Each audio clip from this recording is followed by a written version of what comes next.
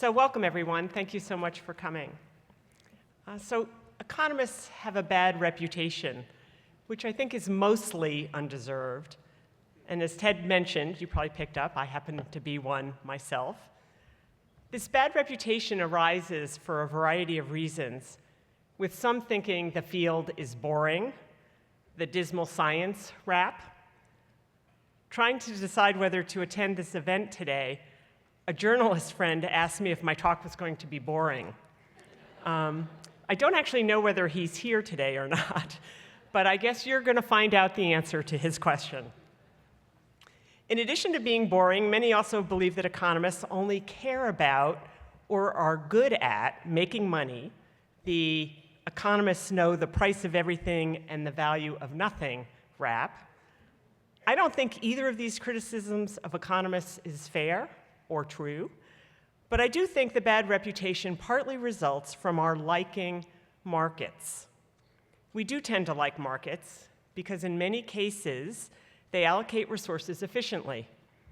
Under a set of specific conditions, markets produce the lowest cost and highest quality things that people want to buy, which makes people better off, despite the negative reaction to the words markets and efficiency, particularly in higher education. We are all usually better off if we can buy the things we want or that we need at the lowest price and at the highest quality, with some important exceptions that I'll get to. But most economists think of markets as a means to an end and not an end in themselves, not meant to be intrinsically valued or worshiped.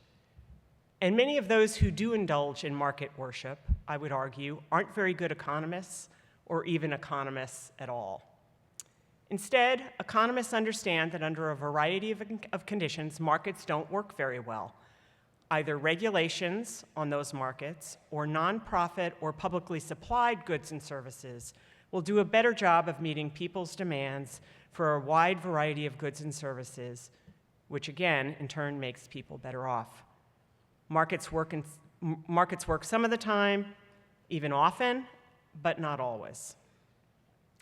One of my favorite books that makes this all clear is by Arthur Oken, a book entitled Equality and Efficiency, published in 1975. Arthur Oken was a faculty member at Yale and chair of the Council of Economic Advisors in the late 1960s. I highly recommend the book. In just 120 pages, it will restore your faith in economists, if you've lost it, but perhaps not in our society. In addition to explaining the benefits of markets, Oken talks convincingly about several transactions that should not be allowed to be traded in the market, including voting and military service. While Citizens United has undermined the notion that votes shouldn't be bought and sold in America, at least a new election has been called in North Carolina in response to the quite explicit voter fraud there. In the case of military service, by eliminating the draft and going to an all-volunteer military, we've moved military service into the market, which I'll return to in a bit. So one obvious limitation of markets is that they don't have anything to do with what we call initial conditions. Some people, for example, make their way through life with close to $500 million in wealth inherited from their father, which puts them in a very different position as they operate in the market economy from, say, your average African-American families, who, according to the Pew Research Center, have only about $11,000 in accumulated wealth.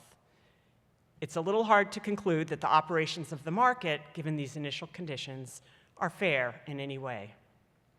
So income inequality and the distribution of wealth are things that a society might decide not to let the market completely decide. Progressive tax policy and government expenditures can moderate the effects of the market on members of a society, for example. To what extent, of course, is a political decision, but it involves Oken's key idea, the trade-off between equality and efficiency. So initial conditions are important, and it's important to remember that the operation of today's market economy creates tomorrow's initial conditions, which may or may not be considered fair for the next generation. So let's turn to the American dream. Our society has long been committed to economic and social mobility. At first, of course, we meant this as this was an opportunity for white Protestant men. But the population for whom we aspire to offer equal opportunity has grown over time to be significantly more inclusive. And in the 21st century, we still believe education is a main way of supporting equal opportunity and the idea that anyone can succeed if they work hard. At the same time, education is one of those services that we over time decided shouldn't be supplied through the market. First, primary schooling and then secondary schooling were supplied by the public sector to all children for free, regardless of their parents' incomes. While there remain significant inequities in the quality of such schooling across communities, access is guaranteed. Post-secondary education, college and university education, has traditionally been supplied in the US for many years through private nonprofit or public colleges and universities, again in recognition that for-profit firms might not adequately supply it. The arguments for this are basically that the assumptions that lead to for-profit firms efficiently supplying goods and services, highest quality, and lowest cost aren't met.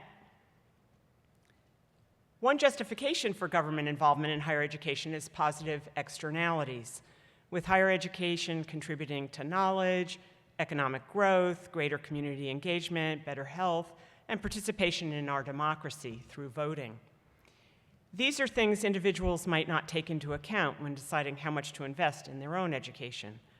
While higher education clearly involves private returns, like significantly higher lifetime earnings, these positive societal returns mean too little investment would take place without some form of government intervention. Higher education is also a complex good, with the benefits accruing over very long periods of time, and in most cases, we hope, will only be consumed once by each student. These characteristics make it difficult for students and families to assess the quality of the services that they're purchasing, reducing the power of the market to encourage quality at the lowest cost, which would happen, for example, with a repeat purchase of a simple good, like a cup of coffee. If the coffee isn't very good and or too expensive, people will vote with their feet and the coffee shop will go out of business. Of course, over the last several decades, the for-profit sector in higher education has expanded rapidly, and economists who understand the limitations of the markets are not surprised by some of the resulting problems. It's interesting to ask why these for-profit institutions have been able to thrive recently, but didn't earlier in the 20th century. Part of the explanation is that the for-profits have been able to compete now because barriers to entry have gone away or gone down. Many public and private nonprofit colleges and universities have raised tuition and decreased their subsidies because of decreasing public support. When tuition was free or very low and subsidies fairly large, it was harder for firms looking to make a profit to compete with them. Declining trust, resulting from a variety of developments, including increasing costs, inadequate efforts to evaluate what students are actually learning at college, and concerns about commitments to free speech, have also contributed to for-profits being able to compete. But predatory behavior on the part of many, not all, but many, for-profits suggest that the market failures in higher education justifying nonprofit or public provision still exist, and some form of government intervention is needed to protect students and families. The for-profits face incentives to generate revenues to add to profits, rather than improving educational outcomes in all cases. At the moment, the existing private nonprofit sector in higher education and the public sector as well have proven inadequate at responding to the increased demand for education and skilled labor that we're seeing in the labor markets in the United States and across the globe. And the for-profit sector has entered this vacuum, but it's not up for filling the gap. We need some changes to support nonprofit and public colleges and universities, and also the for-profit sector, to more effectively contribute to increased educational attainment and equitable access in the United States. One challenge is that colleges and universities in the nonprofit and public sectors, despite not being located in the private for-profit market economy, are in fact highly competitive with each other. They are a type of firm, even not for-profit, and have objective functions that they maximize.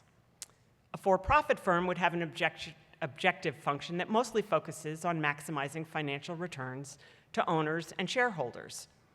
For nonprofit and public colleges and universities, the objective function is more complicated and based on mission, not profit. That mission needs to be undertaken subject to a budget constraint, however. If the institution wants to be financially sustainable, making money is not irrelevant, and this also affects their behavior. These colleges and universities can, in fact, make profits and accumulate wealth, and many do. They just don't have shareholders and owners to whom to distribute them. Mission is complicated.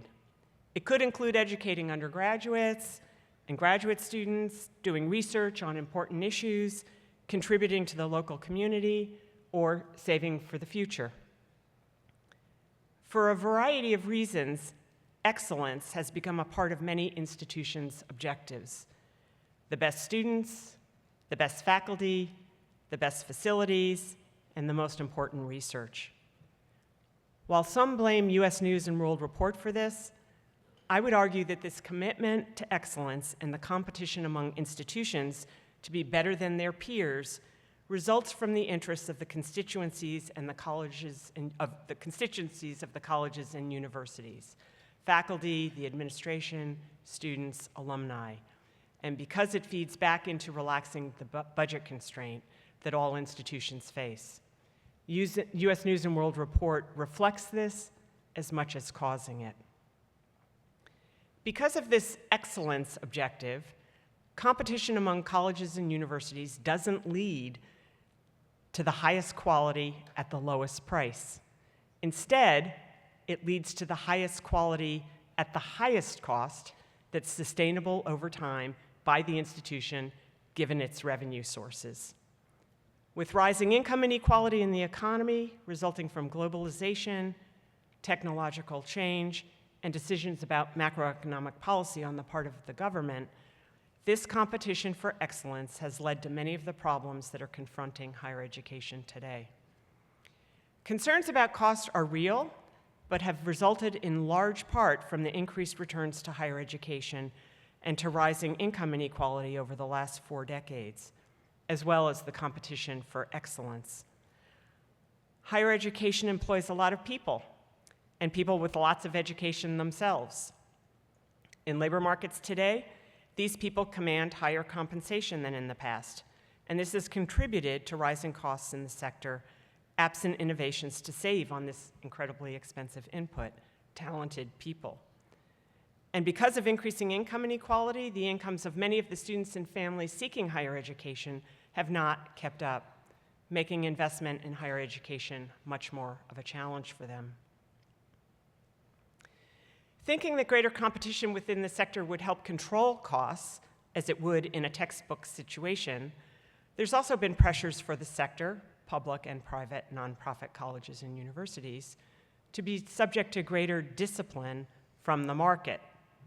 It was hoped that this would address concerns about rising costs, the lack of productivity increases, and rising tuitions. Excuse me, I'm going to grab some water, which I saw here somewhere. On my foot. Thank you.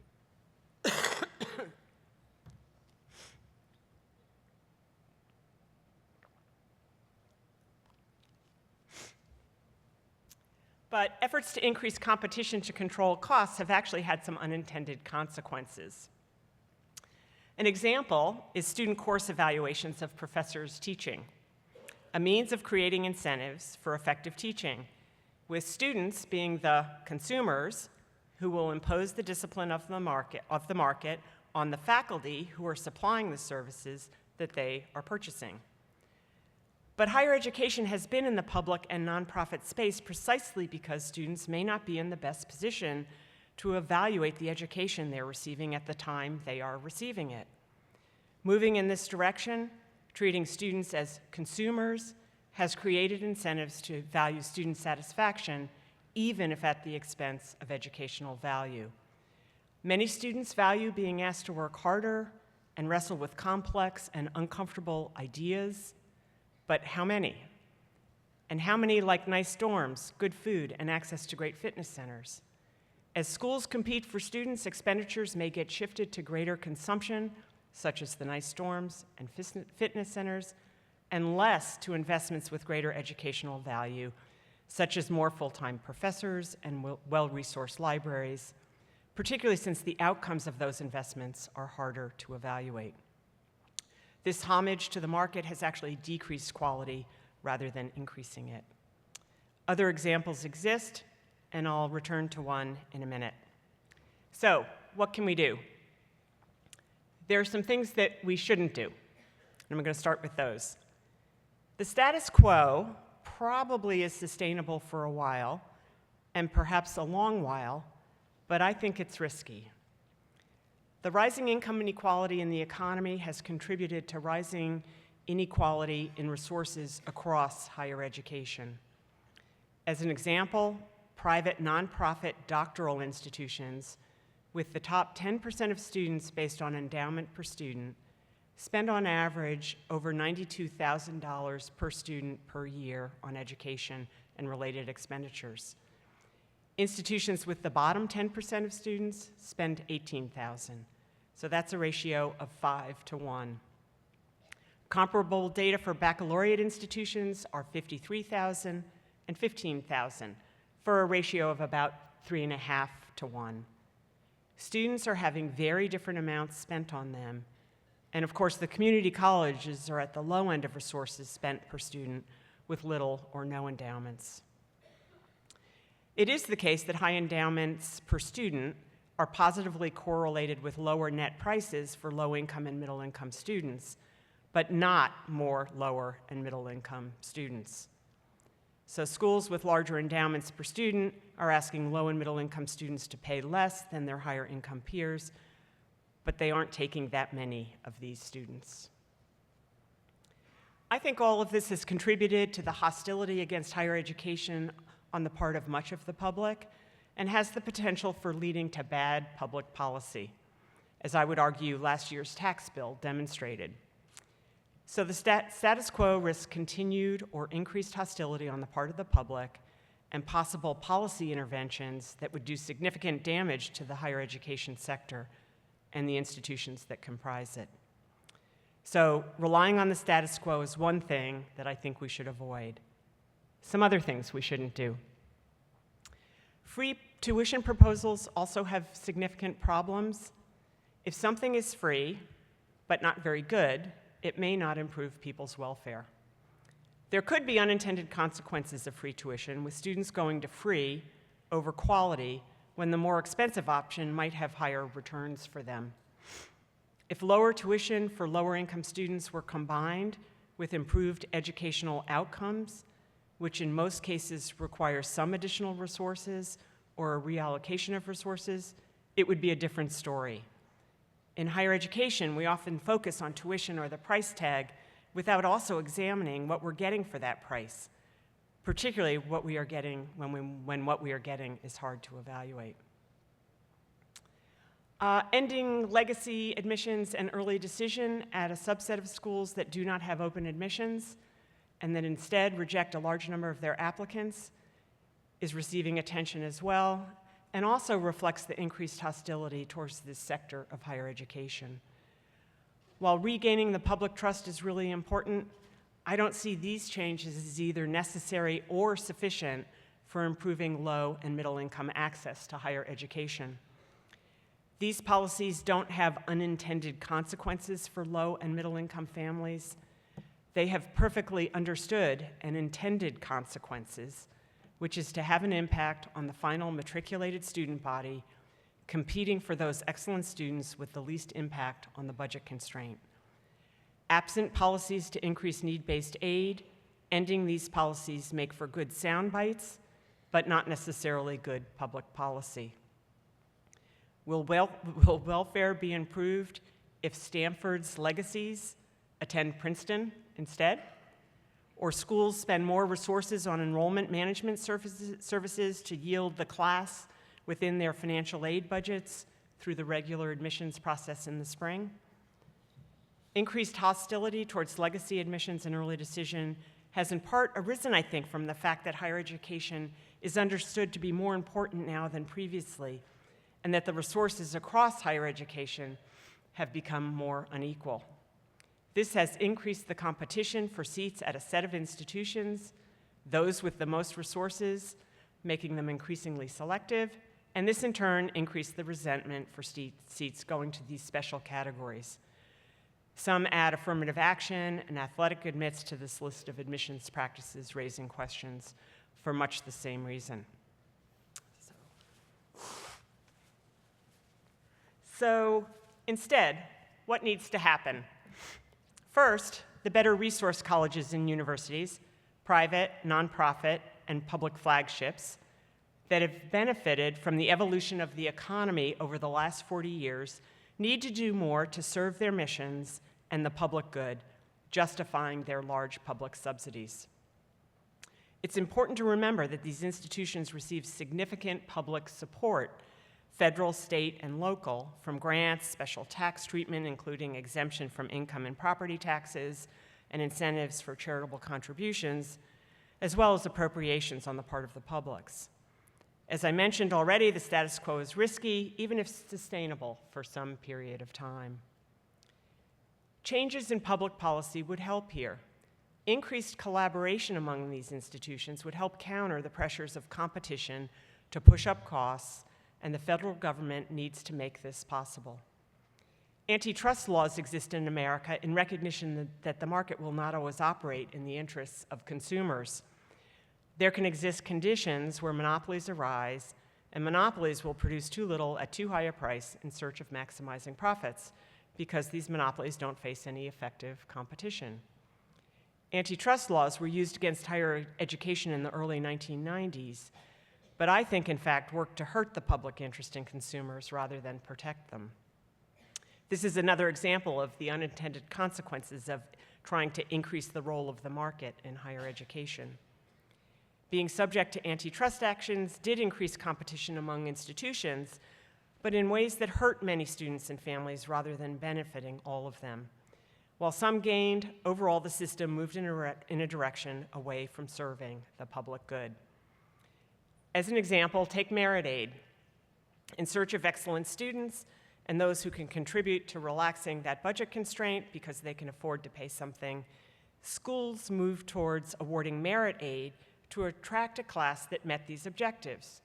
In fact, an entire industry arose to help schools do this. This benefits a set of students who receive the merit aid, but hurts the overall system as resources are transferred to those who could afford to pay, in many cases, not in all cases, but in many cases. If one school offers merit aid, they can attract these students. If the school's closest competitor does the same, the allocation of students may end up the same, but these particular, often well-to-do students pay less, and the schools have fewer resources for their educational missions. Is society better off? If those students would have and could have invested in their education anyway, and some lower income students, absent the needed need-based aid, can't and don't, then they are worse off and the economy is worse off because of talent is lost. Education is one of those things that can increase both equity and efficiency. By investing in education, a society can improve the welfare of individuals and improve the capacity of the economy to supply valuable goods and services, but it does need to be paid for. While colleges and universities can work to reduce unproductive competition, relaxing the threat of antitrust action would facilitate this. With collaboration, institutions can do things that benefit them individually and collectively, if collectively pursued, but could hurt them if they go it alone. Reducing merit aid or cutting back on amenities, such as high-end dormitories, are examples. It should be possible to make distinctions among types of competition to identify those that harm the public good. So what else can we do?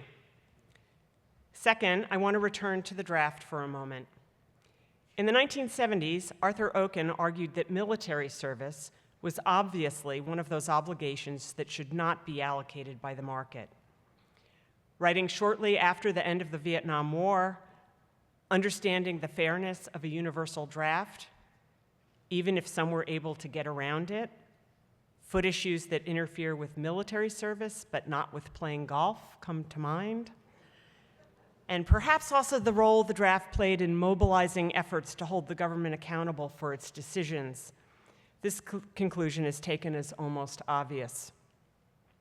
But now, with an all-volunteer military, we've given this obligation to the market instead.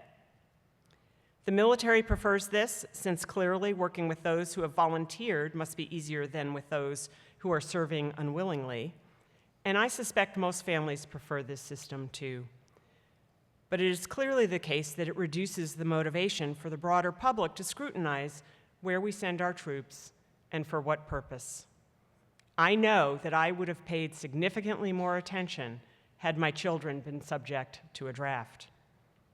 Think about the political power of MAD, Mothers Against Drunk Drivers, and its ability to move the drinking age to 21, slightly ironic, given what seems to be our preference on our part for some other families' children to volunteer at 18 to serve in places like Afghanistan, Iraq, and Syria.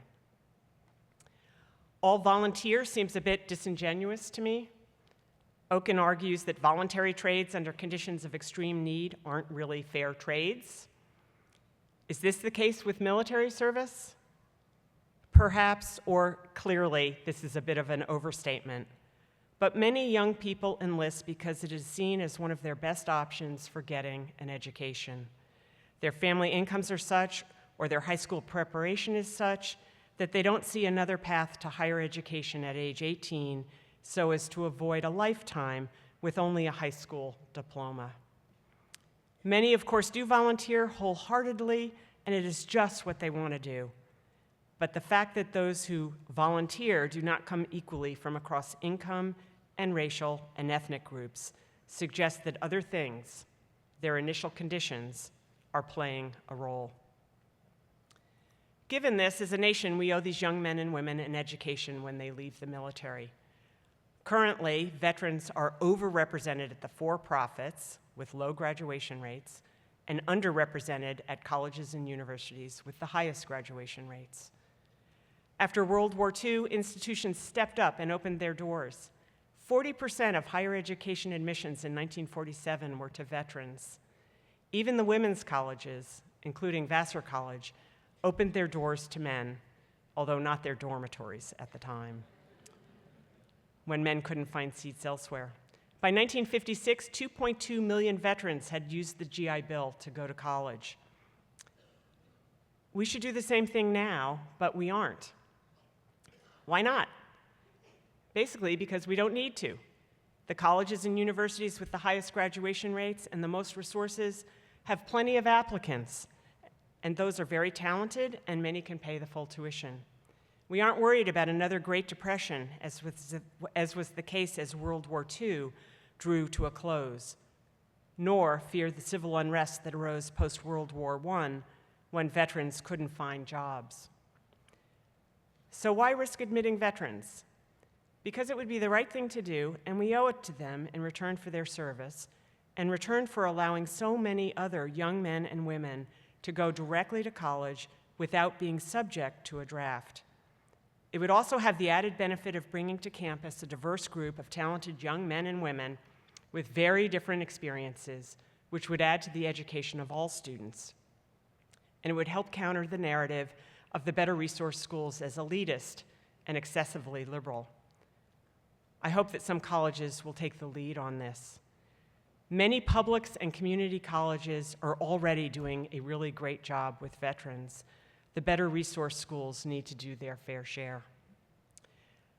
Third on the list of things to do, as the Higher Education Act comes up for renewal, we can also hope for better regulation. While I said that most economists don't worship markets, there are some very distinguished ones who recognize that markets don't always work according to the textbook, but that there is also significant risk of government failure. Expecting the government to do better is naive. So once you've finished reading Arthur Oken, turn to another short one that's really quite good, Milton Friedman's Capitalism and Freedom. We have plenty of examples of both good and bad regulation, but striving for better regulations to me makes sense. I have faith that we can hold government accountable to serve the public good through our democracy, even if we don't get it right all the time. Better regulation could help the not-for-profit sector and the public sectors improve educational outcomes in a variety of ways. A change in regulations allowing greater cooperation would be helpful. It could constrain unproductive competition and channel pressures towards better serving public objectives. Improved data reporting could encourage colleges and universities to adjust their policies and also give students and families better information on which to make decisions. You may have noticed that some information has recently been removed from the college scorecard, going exactly in the wrong direction. Better regulation for the for-profits is clearly needed. Here's an example of significant government and regulatory failure. Regulation has aided, rather than constrained, the market failures affecting the for-profit sector. The Department of Education's deregulation campaign is a perfect example of failed public policy. It has aided and abetted the predatory behavior of many of the for-profits. Again, many, not all. And our veterans are a major casualty of these policy failures. Not only does the 90-10 loophole remove a very small market constraint on the for-profits in taking advantage of veterans, but many of the current Department of Education formerly worked for the for-profit sector and probably will again, a classic example of regulatory capture. Hopefully, the numerous veterans and military service organizations will get the word out to their constituencies and counter the for-profits' recruiting success and decrease the demand on the part of veterans for their services. But greater seats in better alternatives, the high graduation rate not-for-profits and the publics, would help. Wouldn't it be great if they were recruiting veterans as actively and effectively as the for-profits?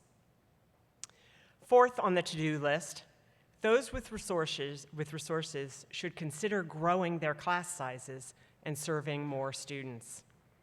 I know all the arguments against this and have made them myself over the years, and they are convincing, at least I think mine were, for any one institution. I've written the memos that make the case that growing reduces endowment per student and reduces the ability to compete with other institutions on quality and excellence. But these arguments are based on institutional objectives and not necessarily the public good. Growing would be a way of reallocating resources across students, if not institutions. Let more students benefit from the resources of the wealthiest schools, not just their endowments and their physical assets, but their academic programs and alumni networks. And it would make the competition for seats at the selective schools less of a zero-sum game, which is the source of some of the current hostility that I've mentioned. When many institutions went coeducational in the 1970s, they grew to avoid the pushback from alums on reducing seats for their traditional pool of students, whether men or women. There are so many committed colleges and universities, in addition to the ones I've mostly been talking about, that are working incredibly hard to improve student success.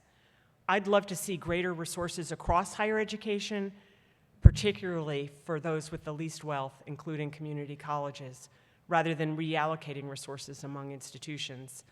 But in the current environment, with the current disparity in resources available to students, we risk the latter.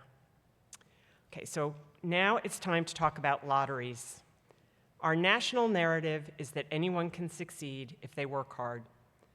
Americans have been very tolerant of income inequality, believing in equal opportunity and economic and social mobility. Income inequality has been accepted in part because families value the possibilities and rewards for themselves and for their children of climbing higher on the income ladder. They believe they have a fair shot if they work hard. But this tolerance is being tested because of the rising levels of inequality combined with the challenges of access to higher education, particularly for low and middle income students. And this path to economic and social mobility seems more of a dream, winning the lottery, and less of a real possibility through hard work and determination. At the same time that the path to economic mobility through education has become more challenging for many, there's an increasingly loud narrative that students are borrowing huge amounts to go to college and then being saddled with debts they can't repay, and that there's no need to go to college. One can make it in America without a college degree. Look at Bill Gates and others. Peter Thiel, the PayPal billionaire, offers students a scholarship for not going to college. This from someone with 2 post-secondary degrees from one of the most selective and wealthy institutions in the United States. And 3 passports, by the way, reducing the link between his and our nation's welfare. Fortunately, I think there are only 20 of these scholarships a year, but the message that you don't need to go to college to do well in our economy is so misleading, and all the evidence suggests otherwise. We shouldn't replace a commitment to the American dream with dreams of the lottery. The best path to social and economic mobility and an improved life trajectory is through education. Our colleges and universities need to work harder to improve the opportunities that our increasingly diverse population faces, and our public policy makers need to stop bashing higher education and work with colleges and universities to improve the lives of those who make up our country. Many of the challenges facing higher education are the result of policymakers not adequately addressing income inequality in our society and its implications. While higher education institutions cannot address rising income inequality on their own, they need to more intentionally avoid giving the public sector reasons to bash them. Doing as much as possible to serve the public good will help restore trust and allow the private and public sectors to work together to improve educational attainment.